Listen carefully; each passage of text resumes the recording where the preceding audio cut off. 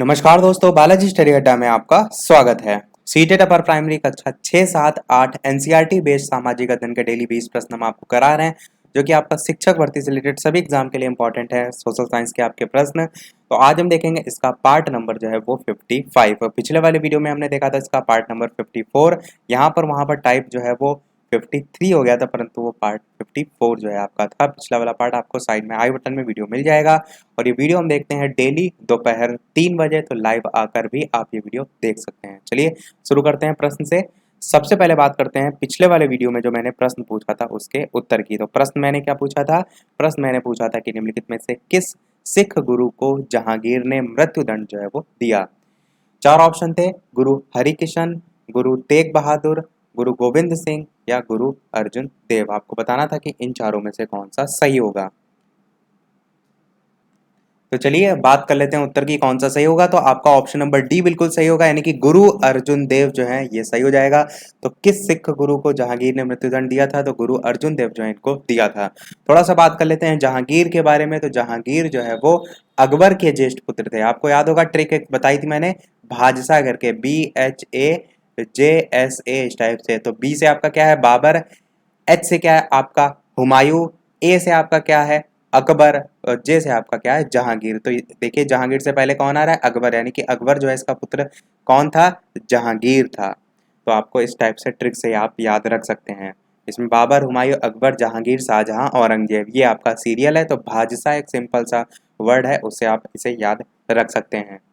और एक ये भी प्रश्न पूछा जाता है, जहांगीर के बचपन का नाम क्या था? तो जहांगीर के बचपन का नाम अवश्य ध्यान रखिएगा, काफी कॉम्पिटिटिव लेवल में पूछा जाता है। सलीम जो है जहांगीर के बचपन का जो है वो नाम था। चलिए देख लेते हैं अब अपने इस वीडियो के प्रश्न। तो इस वीडियो का आपका पहला प्रश्न है कि जब हम किसी के बारे में पहले से कोई राय बना लेते हैं और उसे हम अपने दिमाग में बिठा लेते हैं, तो वह पूर्वाग्रह का रूप ले लेती है। निम्नलिखित में से कौन सा पूर्वाग्रह का उदाहरण है, आपको बताना है।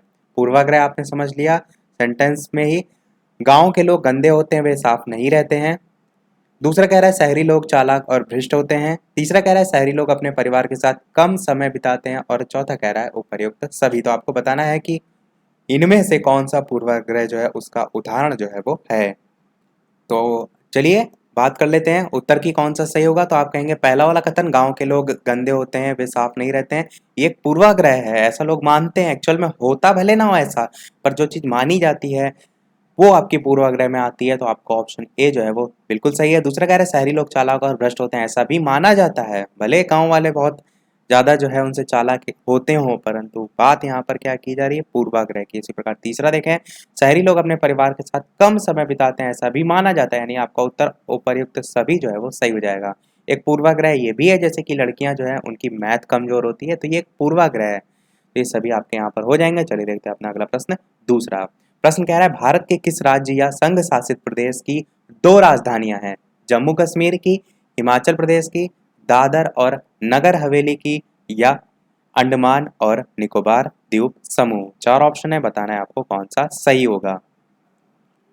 तो 4 ऑप्शन है, ऑप्शन ए, बी, सी या डी। चलिए बात करते हैं कि इन चारों में से कौन सा सही होगा। तो पहला वाला ऑप्शन आपका बिल्कुल सही हो जाएगा, यानी कि जम्मू कश्मीर आपका बिल्कुल सही हो जाएगा। अब जम्मू कश्मीर की 2 राजधानी की बात की तो कौन कौन सी हैं ये भी आपको पता होना चाहिए। तो जम्मू कश्मीर जो है इसकी जो 2 राजधानियां इसमें यदि बात करें गर्मियों में, यदि बात करें गर्मियों में तो इसकी राजधानी जो है वो श्रीनगर है। और यदि बात करें सर्दियों में तो इसकी राजधानी जो है वो जम्मू जो है वो इसकी राजधानी है।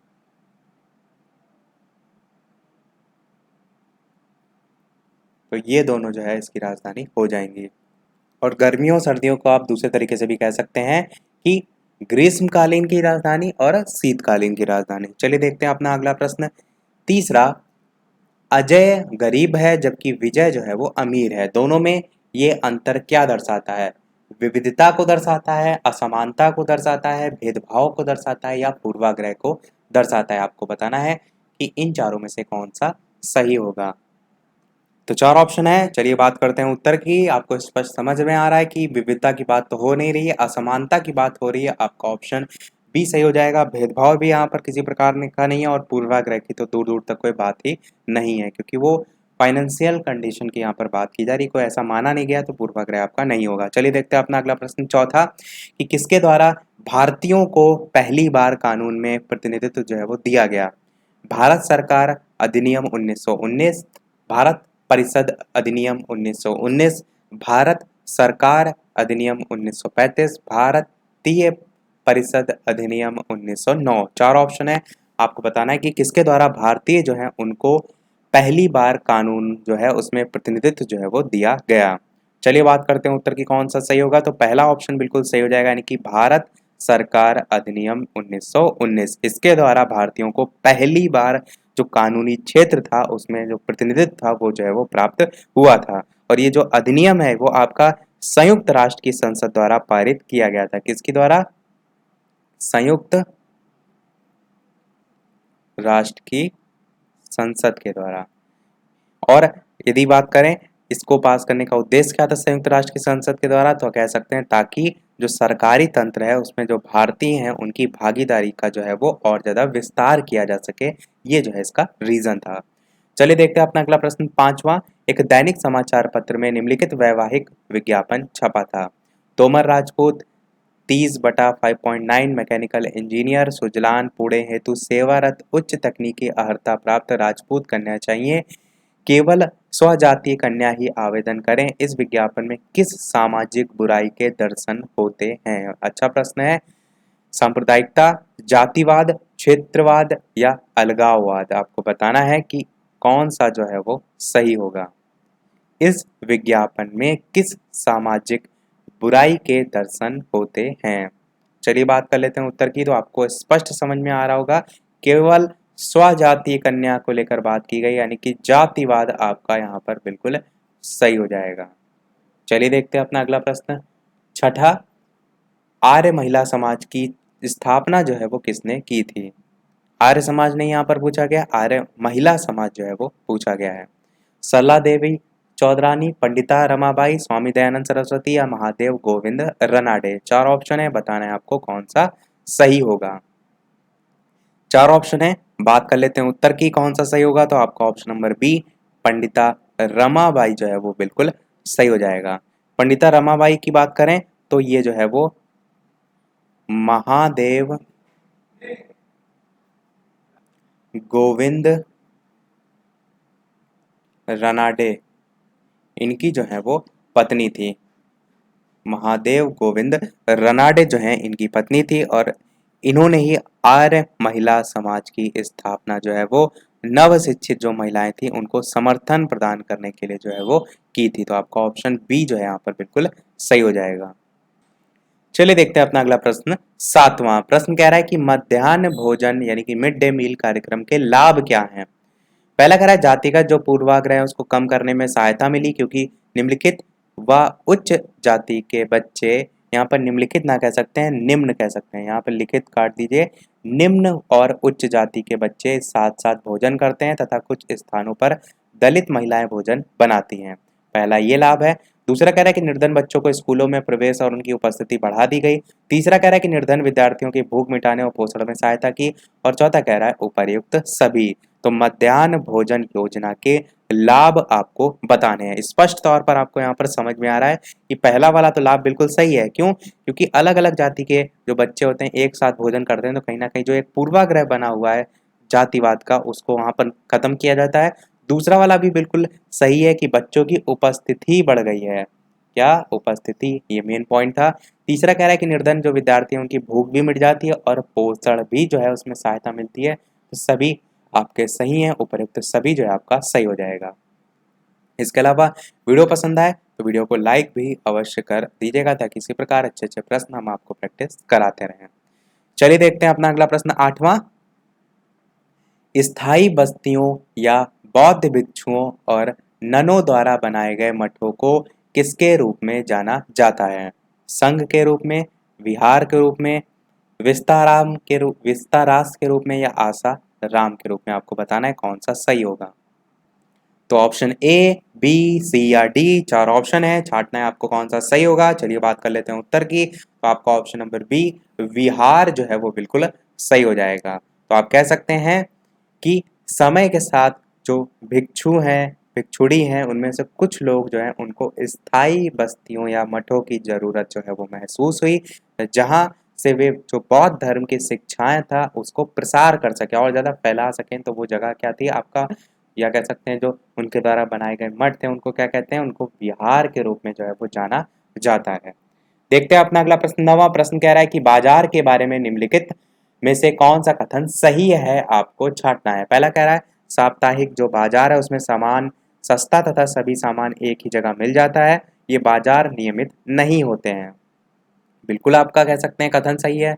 दूसरा कह रहा है कि मॉल शॉपिंग कॉम्प्लेक्स चारों ओर से घिरा हुआ बाजार होता है जिसमें प्रायः ब्रांडों वाली उत्पाद बिकते हैं, आप देखते हैं उसमें सारे ब्रांड्स मिलते हैं। और तीसरा कह रहा है थोक विक्रेता से आशय बहुत बड़ी मात्रा में खरीदना और बेचना होता है। आशय यहाँ पर होगा या है, तो आप जानते हैं कि थोक का मतलब यही होता है, बड़ी मात्रा में थोक में चीजें आप खरीदो, तो ये भी सही है, यानी कि आपका उत्तर यहाँ पर उपर्युक्त सभी जो है वो सही हो जाएगा बाजार के बारे में। अगला प्रश्न देखते हैं 10वां। गौतम बुद्ध का डैश की रात को निधन हो गया, पूर्ण अंधकार, आधा चांद, पूर्णिमा या नवचंद्र। चार ऑप्शन है, बताना है आपको कौन सा सही होगा।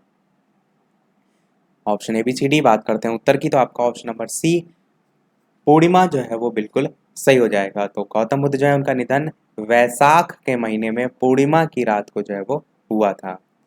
चलिए देखते हैं अपना अगला प्रश्न 11वां। निम्नलिखित में से कौन सा स्थल रुद्ध देश फ्रांस, जर्मनी और बेल्जियम की सीमाओं के बीच स्थित है? लग्जमबर्ग, स्विट्जरलैंड, हंगरी या पोलैंड। चार ऑप्शन है, बताना है आपको कौन सा सही होगा।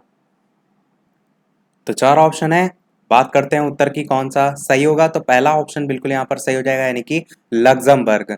तो लग्जमबर्ग आपका सही हो जाएगा। यहाँ पर मुख्य जो राजभाषाएं हैं जर्मन भाषा, फ्रांसीसी भाषा, लग्जमबर्गी भाषा, ये सभी जो है वो चलती हैं। और इसके जो शासक थे वो एक राजा समान ग्रैंड ड्यूक थे। ग्रैंड ड्यूक जो है वो यहाँ पर हो जाएगा।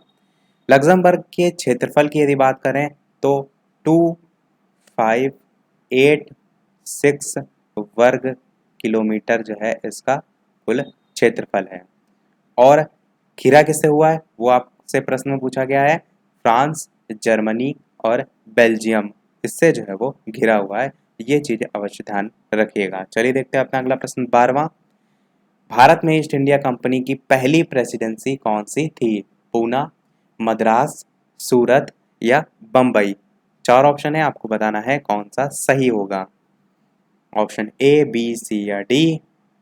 तो चलिए बात करते हैं उत्तर की कौन सा सही होगा। तो आपका ऑप्शन सी, सूरत जो है वो बिल्कुल सही हो जाएगा। एक्चुअल में 1608 में जो मुगल अधिकारी थे, कौन, जो आपके मुगल अधिकारी थे, इन्होंने जो अंग्रेजी ईस्ट इंडिया कंपनी थी इसको सूरत, जो कि अब वर्तमान में आपका गुजरात जो है वो कह सकते हैं हो जाएगा आपका, इसी में एक छोटा सा व्यापार जो है वो उपनिवेश स्थापित करने की इजाज़त जो है वो दी थी। और यही कंपनी का जो है आप कह सकते हैं जो मुख्यालय शहर है वो बन गया था। तो इस प्रकार से सारी चीज़ें यहाँ पर जुड़ी हुई हैं। देखते हैं अपना अगला प्रश्न 13। ऋतु प्रवास किस जनजाति में किया जाता है? भोटिया, भुक्सा, जौनसारी या थारू। आपको बताना है कौन सा सही होगा। ऋतु प्रवास किस जनजाति में किया जाता है? तो चलिए बात कर लेते हैं उत्तर की कौन सा सही होगा। तो आपका ऑप्शन नंबर ए, भोटिया जो है वो बिल्कुल सही हो जाएगा, जो कि आपकी उत्तराखंड की जो है वो जनजाति है।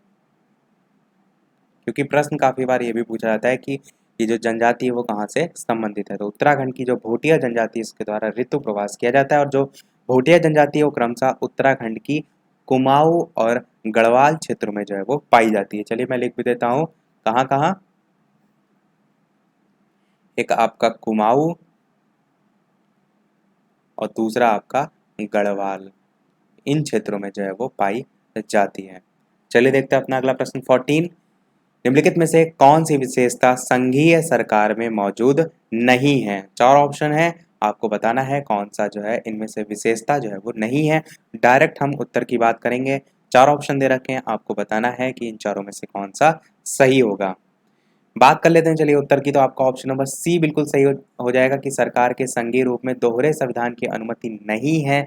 ये आपका जो है वो बिल्कुल गलत है। सरकार का जो संघीय रूप है इसमें सत्ता जो है वो केंद्रीय और प्रांतीय सरकार के बीच बटी हुई है। तो आप कैसे कह सकते हैं कि दोहरे संविधान की अनुमति जो है वो नहीं है? तो आप कह सकते हैं ये वाला कथन आपका गलत है, क्योंकि यही प्रश्न जो है वो नहीं जो है वो पूछा गया था। इसमें आपका जो है वो दोहरा संविधान स्वीकृत होता है। प्रांत जो है उनके अलग संविधान होते हैं और जो संघीय सरकारें होती हैं वो संविधान की सर्वोच्चता पर आधारित जो है वो होती हैं। देखते हैं अपना अगला प्रश्न 15। चावल की खेती के लिए आदर्श जलवायु परिस्थितियां जो है वो हैं। चार ऑप्शन है, आपको बताना है कि इन चारों में से कौन सा सही होगा। ऑप्शन ए, बी, सी या डी। तो चलिए बात कर लेते हैं उत्तर की कौन सा सही होगा। तो पहला वाला ऑप्शन यहाँ पर बिल्कुल सही है कि 100 सेंटीमीटर से ऊपर वर्षा, ऊपर लिखा है यानी कि लगभग 150 सेंटीमीटर तक वर्षा आप कह सकते हैं, और 25 डिग्री सेल्सियस से ऊपर टेम्परेचर, तो ये जो है वो आवश्यक जो है वो होता है। यही आपका बिल्कुल सही हो जाएगा। देखते हैं अपना अगला प्रश्न 16। निम्नलिखित में से किसमें भारत के लिए डोमिनियन स्टेट की मांग की गई थी? कलकत्ता अधिवेशन 1920 में, पूना पैक्ट 1932 में, गांधी इरविन समझौता 1931 में या लखनऊ पैक्ट 1916 में। आपको बताना है कौन सा सही होगा। ऑप्शन ए, बी, सी या डी। चलिए बात कर लेते हैं उत्तर की कौन सा सही होगा। तो आपका ऑप्शन नंबर डी यहाँ पर बिल्कुल सही होगा, यानी कि लखनऊ पैक्ट 1916। जो लखनऊ संधि थी हिंदू मुस्लिम एकता और जो मुसलमान है उनके बीच ब्रिटिश विरोधी भावनाओं के निर्माण के लिए आपका ये जाना जाता है।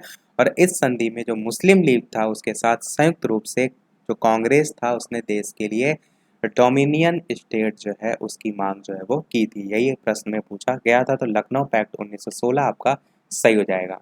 अगला प्रश्न 17 कह रहा है अम्लीय वर्षा का कारण क्या होता है? काफी बार प्रश्न ये रिपीट होता है। सल्फर और नाइट्रोजन के ऑक्साइड, बोरान के ऑक्साइड, कार्बन के ऑक्साइड या फ्लोरीन के ऑक्साइड। तो चार ऑप्शन है, बताना है आपको कौन सा सही होगा। बात कर लेते हैं उत्तर की। तो आप सभी जानते हैं पहला ऑप्शन बिल्कुल सही होगा, यानी कि सल्फर और नाइट्रोजन के ऑक्साइड अम्लीय वर्षा के लिए यही जो है वो उत्तरदायी होते हैं। अगला प्रश्न देखते हैं 18। एक प्राचीन मंदिर लगभग 1500 साल पहले बनाया गया था। वर्तमान में ये जो है वो कहाँ मौजूद है? महाराष्ट्र में, मध्य प्रदेश में, उत्तर प्रदेश में या बिहार में। चार ऑप्शन है, आपको बताना है कि वर्तमान में ये कहाँ पर जो है वो स्थित है। बात कर लेते हैं चलिए उत्तर की। तो आपका ऑप्शन नंबर सी यूपी यानी कि उत्तर प्रदेश जो है वो सही हो जाएगा। 1500 साल पहले उत्तर प्रदेश जो है उसके भीतर गांव में एक प्राचीन मंदिर बनाया गया था। मंदिर के ऊपर एक ढांचा भी था जो कि शिखर के रूप में जो है वो जाना जाता है। तो आपका यूपी जो है वो सही हो जाएगा। चलिए देख लेते हैं अपना अगला और इस वीडियो का लास्ट प्रश्न, और इस प्रश्न के बाद एक प्रश्न हम आपसे भी जो है वो पूछेंगे। इसके अलावा वीडियो अभी तक आपने लाइक ना किया हो, थोड़ा भी वीडियो आपको पसंद आया हो तो वीडियो को लाइक अवश्य कर दीजिएगा, ताकि मुझे भी मोटिवेशन मिलता रहे। इसी प्रकार मैं आपके लिए अच्छे अच्छे प्रश्न प्रैक्टिस कराते रहूँ। चैनल पर नया हो तो सब्सक्राइब भी अवश्य कीजिएगा। टेलीग्राम चैनल से आप नहीं आए तो डिस्क्रिप्शन में आपको लिंक मिल जाएगी। पीडीएफ सारी वगैरह वो आपको टेलीग्राम चैनल पर मिल जाएंगे। चलिए देख लेते हैं अपना प्रश्न 19। निम्नलिखित में से किस स्थल को प्राचीन किसानों और चरवाहों के लिए नहीं जाना जाता है? प्रश्न में क्या कह रहा है? नहीं जाना जाता है। बुर्ज होम, दाओजली हेडिंग, भीमबेटका या मेहरगढ़। चार ऑप्शन है, आपको बताना है कि इन चारों में से कौन सा सही होगा। ऑप्शन ए, बी, सी या डी। चलिए बात करते हैं उत्तर की कौन सा सही होगा। तो आप कह सकते हैं ऑप्शन नंबर सी यहाँ पर जो है आपका नहीं जाना जाता है, भीमबेटका। बाकी आपका बुर्ज होम, दाओजली हेडिंग और मेहरगढ़ ये तीनों आपके जाने जाते हैं। इसके अलावा भी कौल्डी हवा यहाँ पर नाम लिख देते हैं, और हल्लूर, ये सभी जो है आपके प्रमुख हैं जो कि इन्हीं के लिए जाने जाते हैं, यानी कि प्राचीन किसान और जो चरवाहे हैं उनके लिए जो है वो जाने जाते हैं। अच्छा, जो आपका यहाँ पर प्रश्न में भीमबेटका लिखा है, इसको किस लिए जाना जाता है ये भी आपको पता होना चाहिए। तो भीमबेटका जो है आपका पुरा पाषाण काल, पुरा पाषाण काल जो है इसके स्थलों में से एक है। तो ये चीज ध्यान में रखिएगा। चलिए अब देख लेते हैं अपना वो प्रश्न, जैसे कि सभी वीडियो में हम आपसे एक नया प्रश्न पूछते हैं। इस वीडियो का आपके लिए प्रश्न ये है कि निम्नलिखित में से कौन सा ग्रह नहीं है? Option A Shani, option B Pluto, option C Shukra, option D मंगल। इन चारों में से कौन सा सही होगा? अपना उत्तर वीडियो के मेन कमेंट में टाइप करके अवश्य बताइएगा। आंसर देखेंगे हम इसके नेक्स्ट पार्ट में दोपहर 3 बजे, जैसे कि डेली लाइव क्लास देखते हैं उसी समय। तो इसी के साथ हमारा एक पार्ट कंप्लीट होता है। कंप्लीट प्लेलिस्ट वीडियो के डिस्क्रिप्शन में मिल जाएगी, जहाँ पर इससे पहले के पार्ट आप देख सकते हैं। तो आज के वीडियो में इतना ही। वीडियो पसंद आया हो तो लाइक अवश्य कीजिएगा, नए हैं चैनल पर तो सब्सक्राइब जरूर कीजिएगा। चलिए मिलते हैं अगले वीडियो में नए टॉपिक के साथ, तब तक नमस्कार। Thank you for watching.